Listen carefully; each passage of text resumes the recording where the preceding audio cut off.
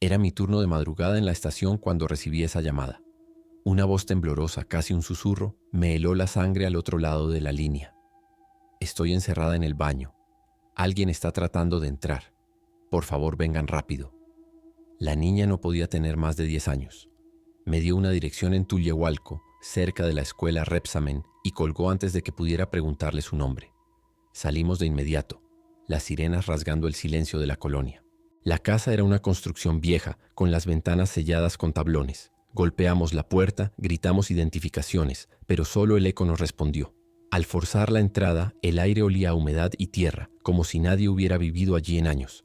Revisamos cada habitación. Muebles cubiertos con sábanas, paredes desconchadas, arañas tejiendo redes en los rincones. El baño, el lugar que ella mencionó, estaba vacío. La bañera tenía una mancha oscura de moho y el espejo roto reflejaba nuestras linternas como destellos de angustia. Regresamos a la patrulla con más preguntas que respuestas. Mi compañero, un veterano con 20 años en la fuerza, juró haber escuchado pasos arriba mientras revisábamos el segundo piso. Son casas viejas, se crujen solas, le dije, pero ni yo mismo me convencí.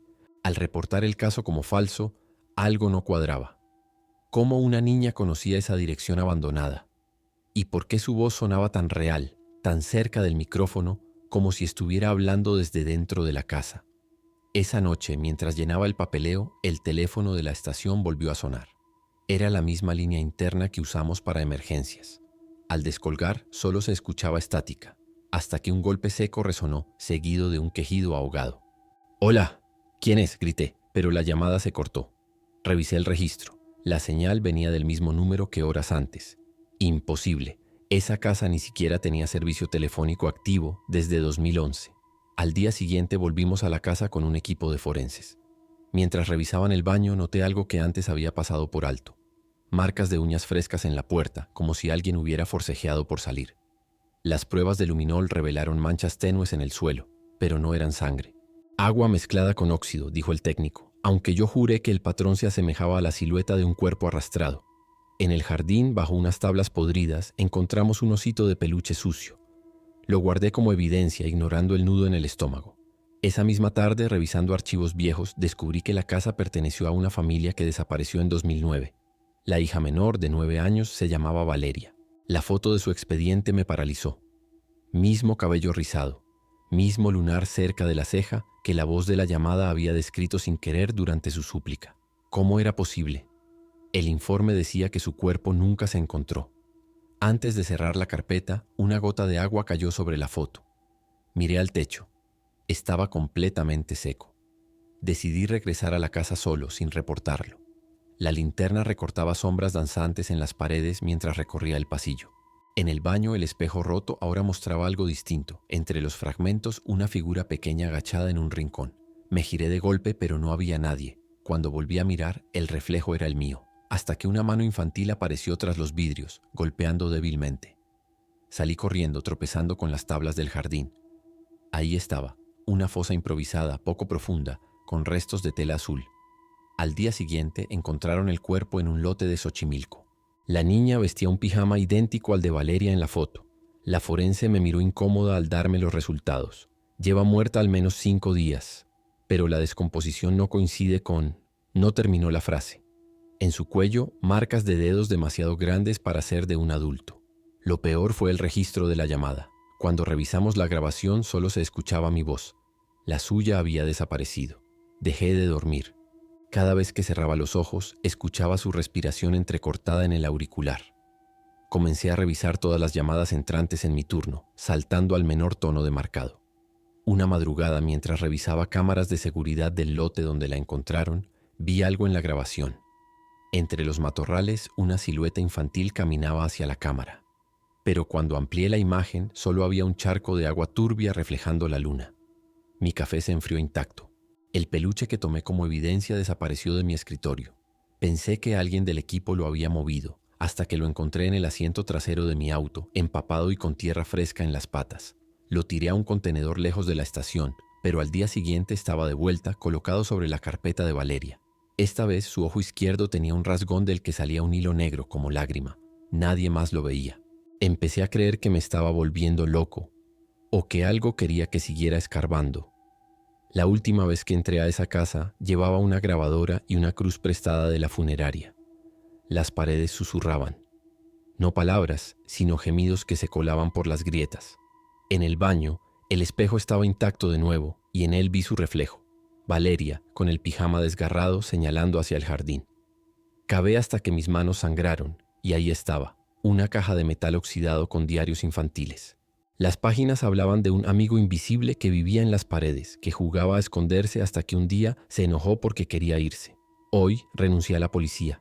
Nadie cree lo que viví, ni siquiera yo. Pero cada 19 de octubre a las 3:07 am mi teléfono suena una vez. Nunca contesto. A veces, en el reflejo de las ventanas, veo una silueta pequeña sosteniendo un osito sin un ojo.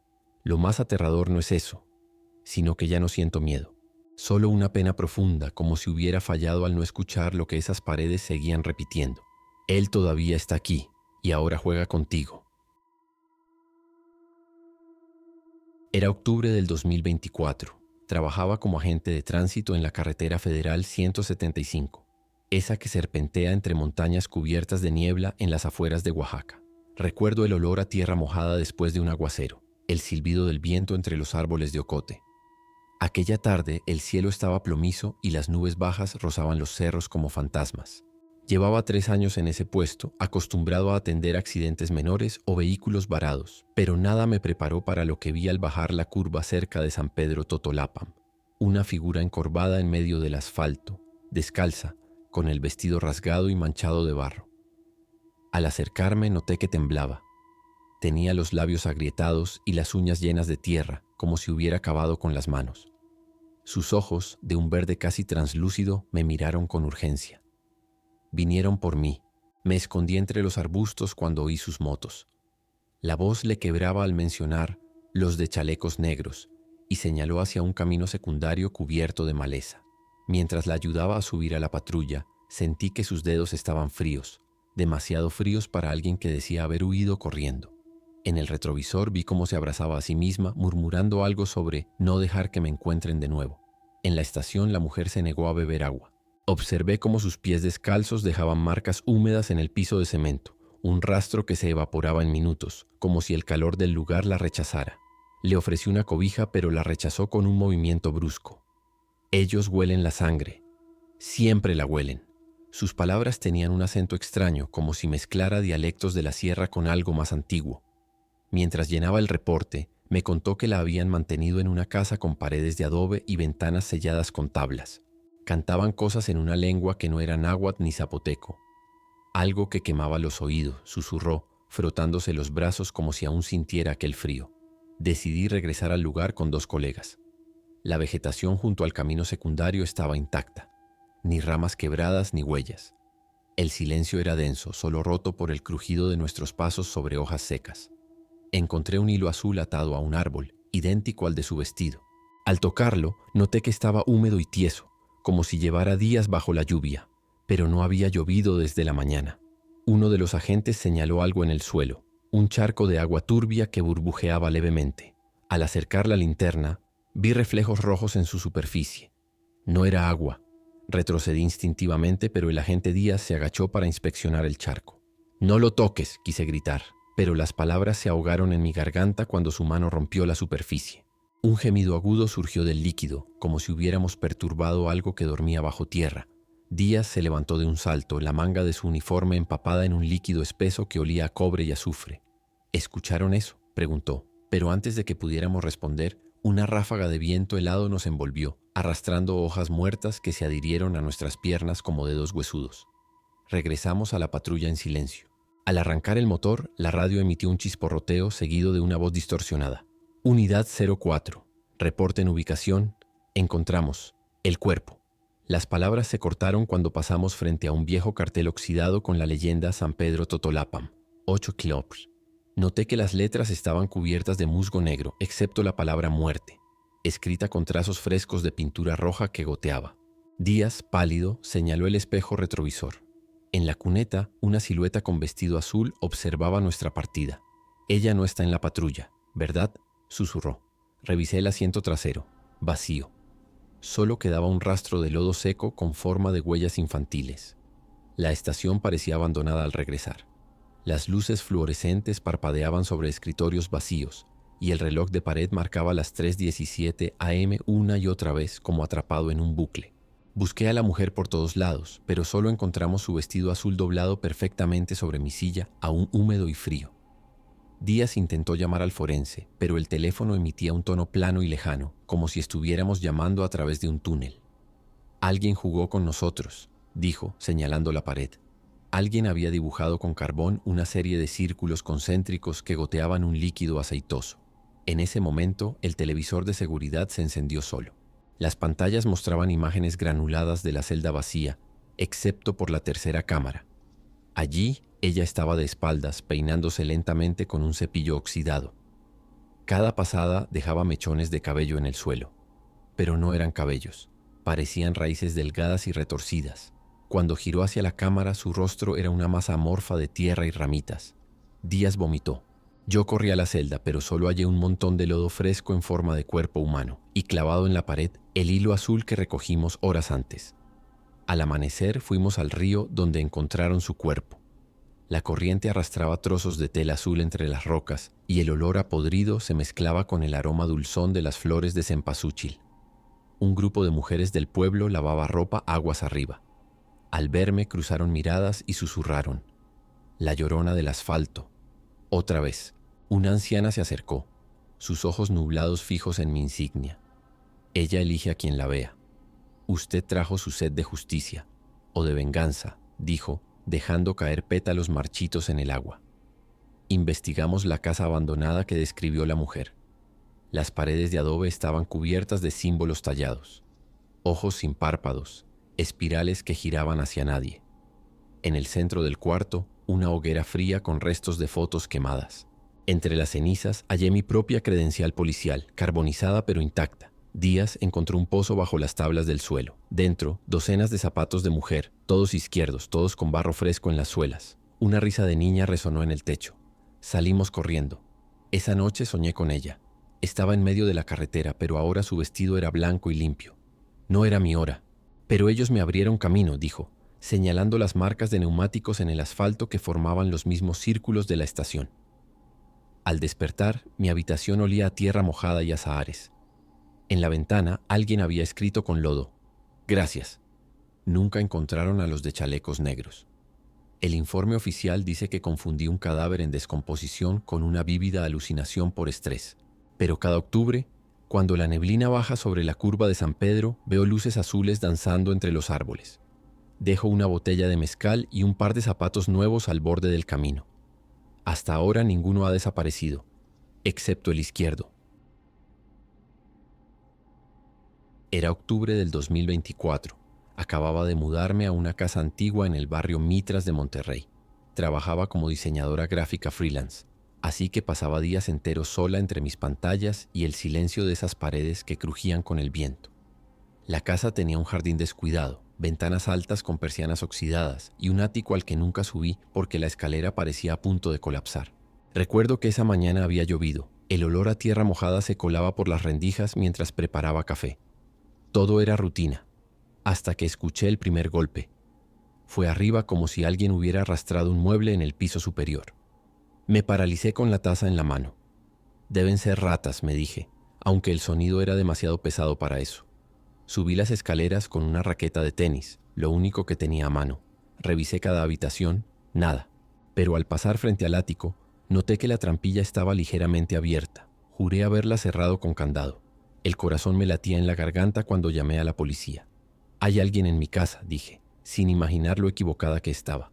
El oficial que llegó tenía una cicatriz en la mejilla izquierda que brillaba bajo el fluorescente de mi lámpara. «¿Seguro que no fue el viento?», preguntó mientras escaneaba la sala con una linterna.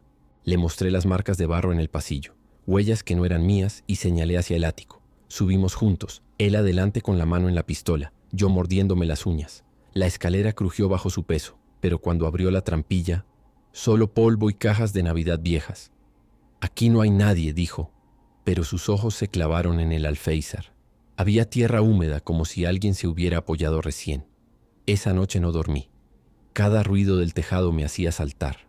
Hacia las 3 am, juré escuchar pasos arrastrándose en el pasillo. Encendí todas las luces y revisé closets, debajo de las camas, incluso detrás de las cortinas. Nada. Hasta que abrí la despensa. Faltaba una lata de atún y un paquete de galletas que juré haber comprado el día anterior. Me estoy volviendo loca, pensé, pero al agacharme vi migajas formando un camino hacia la puerta del sótano. El sótano era una habitación estrecha con paredes de piedra y un olor a moho que quemaba la garganta. Tomé un cuchillo de cocina y bajé escalón a escalón, iluminando con la linterna del teléfono. Las migajas terminaban frente a una estantería llena de frascos vacíos. Al moverla, descubrí un hueco en la pared. Dentro había una frazada gris, botellas de agua vacías y un diario con dibujos. En la primera página, alguien había escrito día 7. Ella todavía no sabe, con letra temblorosa. Sentí el sudor frío recorriéndome la espalda. Corrí a la cocina para llamar de nuevo a la policía, pero la línea estaba muerta. Las luces parpadearon y se apagaron. En la oscuridad, escuché una respiración entrecortada detrás de mí. Al encender la linterna del celular, el reflejo en el microondas mostró una silueta agachada junto a la nevera.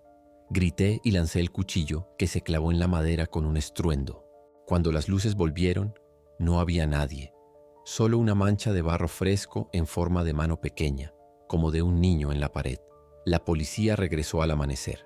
2 agentes revisaron el sótano y se rieron de mi paranoia cuando les mostré el diario. Un vagabundo, quizá. Ya se habrá ido, dijo uno, limpiándose las manos en los pantalones como si yo hubiera inventado todo.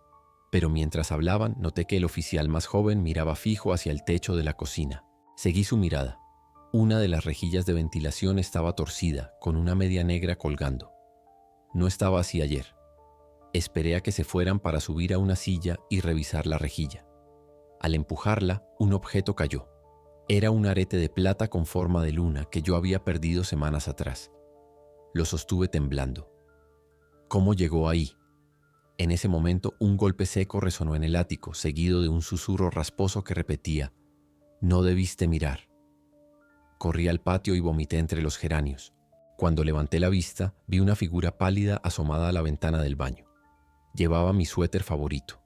Entré en modo piloto automático. Agarré las llaves del auto y salí disparada, pero la puerta del garaje estaba atascada. Forcejeé con la cadena oxidada hasta que mis manos sangraron, mientras esa cosa en el piso superior arrastraba algo pesado. Volví a la casa por el teléfono, y al pasar frente al espejo del vestíbulo, vi su reflejo detrás de mí. Un hombre delgado, cabello grasiento pegado al cráneo, ojos uno más claro que el otro. Tenía mi suéter puesto al revés y sonreía con los labios sellados por costras oscuras. Llamé al 911 gritando, pero solo escuché estática y una voz infantil que canturreaba: «Toca, toca en la puerta». Tiré el celular y corrí al baño, bloqueando la puerta con una toallera. Ahí, en el espejo empañado, apareció escrito con vapor: «Jugamos a las escondidas, ¿verdad?». Sentí un aliento en la nuca que olía a almendras amargas y gasolina. Giré para defenderme, pero solo había sombras. Hasta que algo frío y huesudo me agarró el tobillo desde el desagüe de la ducha. El forcejeo me dejó marcas violáceas en la piel. Logré zafarme y salir tambaleando a la calle, donde un vecino me encontró descalza y cubierta de tierra. La policía allanó la casa. Encontraron 4 cámaras escondidas en los enchufes, una bolsa con mis ropas íntimas y un tubo de PVC que conectaba el ático al sótano. Pero nunca hallaron a él. El informe dijo que el intruso llevaba semanas entrando por una ventana rota tras los arbustos, borrando sus huellas con calcetines mojados. Me mudé a un departamento en el centro, pero aún sueño con susurros en las noches de lluvia. Ayer, al abrir un libro de la mudanza, una foto Polaroid cayó al suelo. Era yo, dormida en mi antigua cama, con esa silueta de ojos desiguales asomando bajo la sábana. Al reverso, escrito en sangre seca, decía: «Extraño tus galletas». Tiré todo a la basura, excepto el arete de luna. A veces lo sostengo y juro que desde algún lugar oscuro alguien risueño repite mi nombre. Esto pasó hace unos años, cuando tenía 27 y vivía en Guadalajara. En ese entonces trabajaba como repartidor de comida, un empleo que me mantenía en constante movimiento por la ciudad, especialmente en las noches. Siempre me gustaron las historias de misterio, pero jamás pensé que terminaría protagonizando una. Vivía en un departamento pequeño cerca del centro, en una colonia tranquila pero rodeada de lugares que parecían haber sido olvidados por el tiempo. Uno de esos lugares era un viejo edificio abandonado que todos conocíamos como El Quemado. El nombre no era casualidad. Hacía meses había sufrido un incendio devastador que dejó varias víctimas fatales y desde entonces nadie se atrevía a acercarse mucho. Decían que era un punto de reunión para vagabundos y cosas peores. Aquella noche estaba terminando mi último pedido cuando pasé frente al edificio. Eran casi las 11 y todo estaba desierto. Lo curioso es que vi algo que no encajaba. Luces intermitentes en una de las ventanas del segundo piso. No eran destellos normales. Parecían moverse al ritmo de algo, como si alguien estuviera enviando señales. Me detuve por curiosidad y observé por unos segundos. Entonces escuché un ruido seco, como si algo pesado hubiera caído dentro del edificio. Sentí un escalofrío recorrerme la espalda, pero traté de convencerme de que eran solo vagabundos o adolescentes buscando problemas. Sin embargo, algo me decía que no era tan simple. Decidí quedarme un poco más, aunque no puedo explicar por qué. Había algo en esas luces que me inquietaba, como si estuvieran dirigidas a mí. Mientras observaba, noté que las ventanas del edificio estaban completamente negras, excepto por ese único punto de luz. De repente las luces se apagaron de golpe y el silencio que siguió fue tan denso que casi podía escucharlo. Me dije a mí mismo que era hora de irme, pero justo cuando me subí a la moto, vi algo que me dejó helado. Una silueta se asomó por la ventana iluminada segundos antes. Era alta y delgada, pero lo más extraño era su postura. Parecía estar inclinada en un ángulo imposible, como si no tuviera huesos. No sé qué fue lo que me impulsó a llamar a la policía. Tal vez una mezcla de curiosidad y miedo, o tal vez el instinto de que algo realmente malo estaba pasando ahí dentro. Cuando llegaron los oficiales, les expliqué lo que había visto. Al principio me miraron con escepticismo, pero al escuchar sobre las luces y los ruidos decidieron entrar a investigar. Yo me quedé afuera, observando desde la acera mientras ellos forzaban la entrada principal. El edificio parecía aún más siniestro bajo las luces rojas y azules de las patrullas. En mi cabeza solo podía pensar en esa figura extraña y en lo que podría haber detrás de esas paredes. Pasaron unos minutos que se sintieron como horas. Desde afuera solo podía escuchar los pasos de los policías resonando en el interior vacío del edificio. De repente, uno de ellos gritó algo que no logré entender, y después todo quedó en silencio otra vez. Mi corazón latía tan fuerte que sentía que se me iba a salir del pecho. Finalmente los oficiales salieron, pero sus caras eran difíciles de leer. Uno de ellos traía una vela encendida en la mano y el otro sostenía lo que parecía ser un paquete de comida aún fresco. Me explicaron que habían encontrado señales de ocupación reciente, velas distribuidas por varias habitaciones, restos de comida y hasta unas mantas extendidas en el suelo. Pero lo extraño era que no había nadie ahí dentro, ni una sola persona. Lo que más me perturbó fue lo que dijeron después. Según ellos, las velas estaban encendidas cuando entraron, como si alguien hubiera estado ahí hacía solo unos minutos. Les pregunté si habían visto algo más, pero solo se limitaron a negar con la cabeza. Sin embargo, uno de los policías, un hombre mayor con expresión seria, me miró directamente y dijo algo que nunca olvidaré. Este lugar debería estar vacío desde hace meses. Lo desalojaron después del incendio. Sentí un nudo en el estómago al escuchar eso. Si nadie debería estar ahí, ¿quién había encendido esas velas? ¿Y qué era esa figura que vi en la ventana? Esa información me dejó completamente desconcertado, pero lo peor aún estaba por venir. Mientras los policías recogían sus cosas y se preparaban para marcharse, uno de ellos recibió una llamada por radio. No pude escuchar todo, pero las palabras reportes previos y actividad extraña me pusieron en alerta. El oficial mayor frunció el ceño y me explicó que no era la primera vez que alguien reportaba luces y ruidos provenientes de ese edificio desde el incendio. Sin embargo, cada vez que enviaban a alguien a investigar, encontraban lo mismo. Evidencia de ocupación reciente, pero ni rastro de personas. Me aconsejaron no acercarme más al lugar y se fueron, dejándome solo frente a ese monstruo de concreto que parecía observarme en silencio. Esa noche apenas pude dormir. Cada vez que cerraba los ojos, veía la silueta en la ventana o imaginaba las velas encendiéndose solas en medio de la oscuridad. Al día siguiente decidí investigar por mi cuenta. Pregunté a algunos vecinos sobre el edificio y descubrí que tenía una reputación siniestra mucho antes del incendio. Algunos decían que había sido usado para rituales extraños, otros hablaban de apariciones y sombras que se movían entre las ventanas.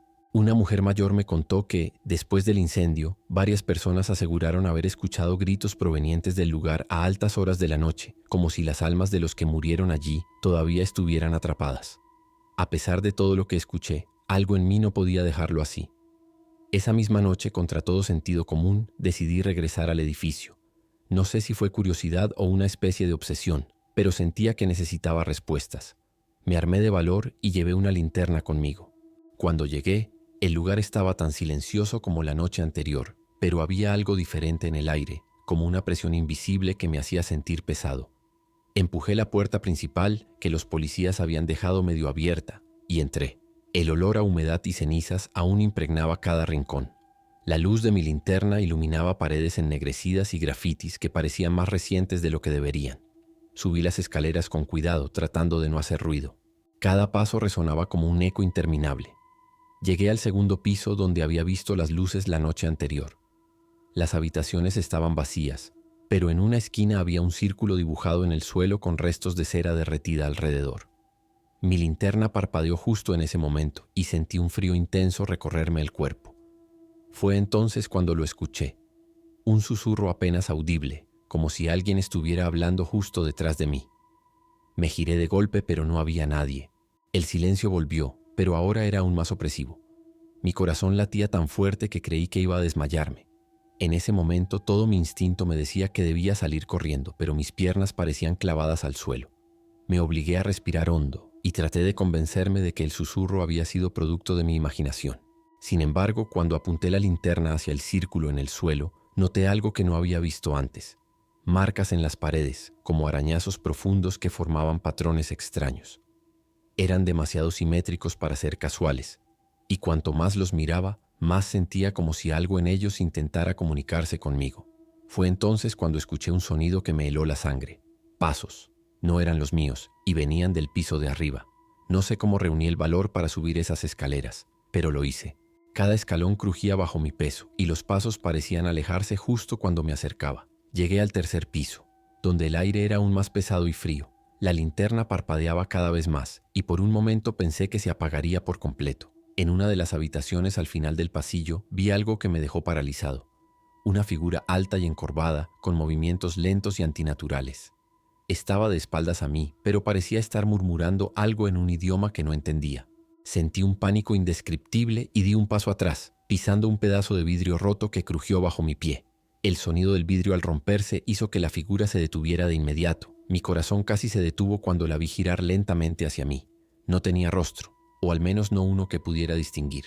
Era como si su cabeza estuviera cubierta por una sombra densa que absorbía toda la luz. En ese momento mi linterna parpadeó una última vez y se apagó por completo, dejándome en una oscuridad absoluta.